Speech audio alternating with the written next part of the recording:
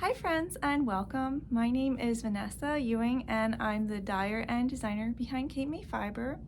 I'm also a spinner. I have been spinning for about, oh my goodness, since 2007, 2008, and only recently I've picked up a lot of spinning techniques, new techniques, because I have a wonderful group on Instagram that I'm hosting called Spinning Sirens. And if you are a newer spinner and you would like to also join along, or even if you're a seasoned spinner, the group is a fun, lively group, and we'll be doing another Tour de Fleece this coming summer, and I'm excited about that. But the reason I'm here today is because one of the questions that comes up in my spinning group sometimes is, new techniques, how do we do them? We are a group of people that are not, seeing each other every day, and we are communicating a lot online through socials, so there's not a lot of one-on-one help with techniques, and I thought this would be a perfect opportunity to help with one of the techniques that has come up a couple times, which is chain plying. Chain plying is essentially a way of getting your single strand of fiber into 3 strands. This is a wonderful technique if you are going to, say, work in a gradient like this cake right here.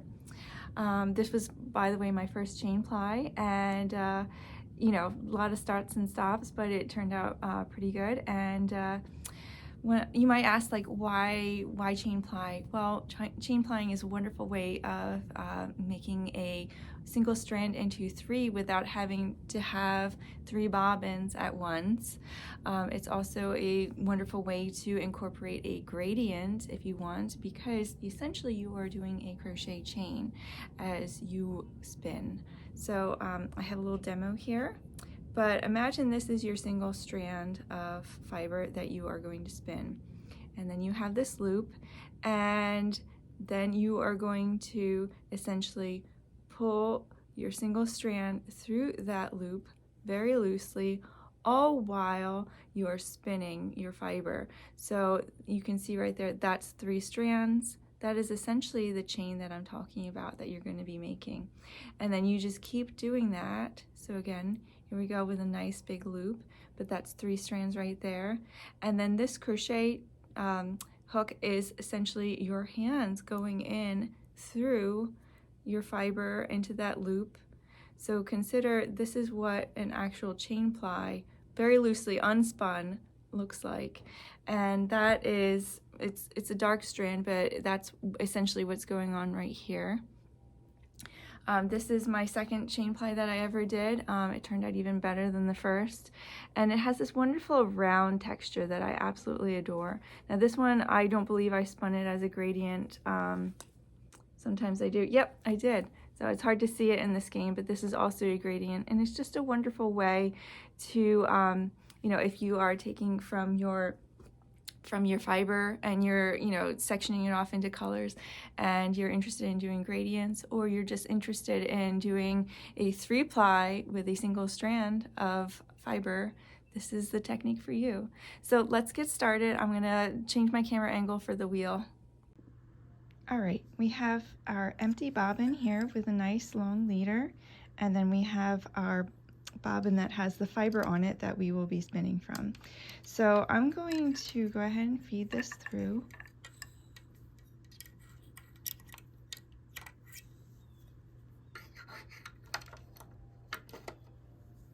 Now with chain plying, you want to go kind of slow. With any new technique, it's a good idea to go slow and kind of get used to the mechanics.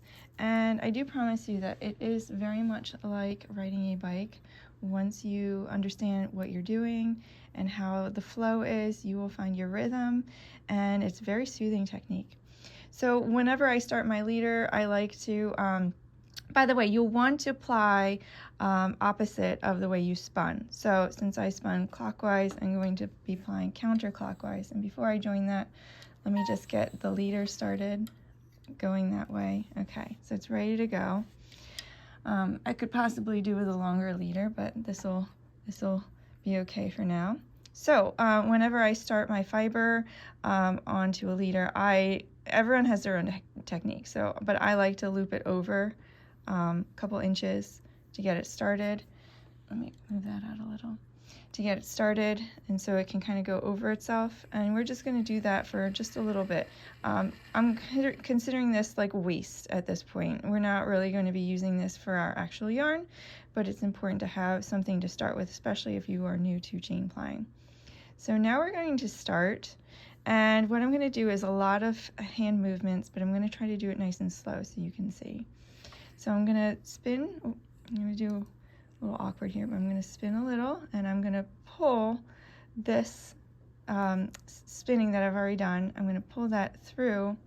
I'm going to hold on to that loop right here, and then loosely hold on to this with my other hand, and let that kind of go over that piece right there, and get that spun a little to lock it into place a little bit. And then I'm going to go ahead and take this next loop right here and hold it. And so here is your 3 strands. These will all be spun together. All right, so I'm gonna again start the wheel. All right, and then you're gonna take your next loop and do the same thing. Now this is why you want to go slow. This is 3 ply right here. This is 2 ply right here. This is why you want to go slow, because I already spun up that whole section that was 3. Now I'm back to 2 again.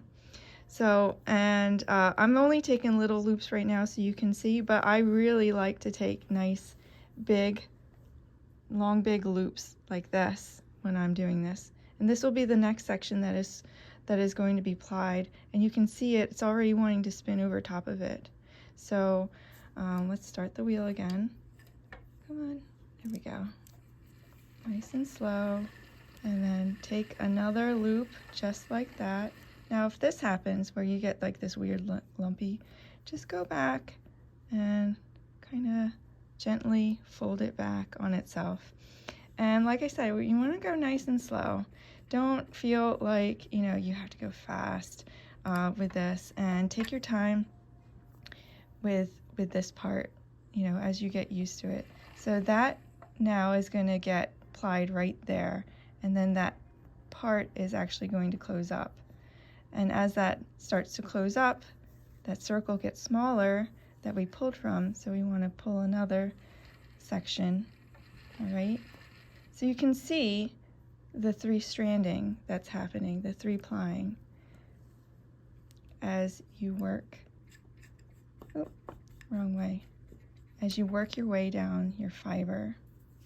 Now I have a weird section right there and I don't like it. So if that happens, just kind of undo it, check on it, you know, there we go, we fixed it. And you can keep going. So always keep that loop open. You can't, once you close that loop, then you're basically done. So keep the loop going. Like I said, the loop is like your your crochet hook. So this is you pulling like a crochet hook. Yeah, so a little weirdness there. Just undo it as best as you can. And you might have more of these sections as you start, and that's okay because you're learning. Again, I'm going to pull another section. I hope the camera angle is showing this properly. So, but because I'm doing a lot of stopping and starting, I'm getting a little pullback on the plying. But this is my normal speed that I like to go at. And if you find that it's pulling too much, if you are going too fast, you might want to change your ratio up top here. I'm going to go one more and try to adjust that a little and try to get that on there. But that's what our yarn looks like at this point. All right. So let me see if I can go back and fix that one section. Just, yeah. Might be too far gone. That's okay. So we're practicing, right? So nice big loop gives you extra time to get comfortable with this. So I would say pull out a nice big loop whenever you can, and don't treadle too fast. We're going to fix that. There we go. And so one of the comments in the group is someone said that they didn't like whenever there was a whenever the whenever the one loop ended, you get like a bump like right there, and it doesn't bother me. I've knit with the chain ply, and it doesn't seem to affect the knitting. Let me see if I can like show you a bump, like it might be like right there. But honestly, like I don't notice a difference. So that would be like one of the, you know, if one of the cons of chain plying, and you know, you don't really want that bump, then you would fix that part. So, but here I am just going along here, and this would work on an e-spinner too. You could do that on an e-spinner. Can you do it on a drop spindle? Probably. I think you just got to go slow. Just slowly take your time. And there definitely is a rhythm to it.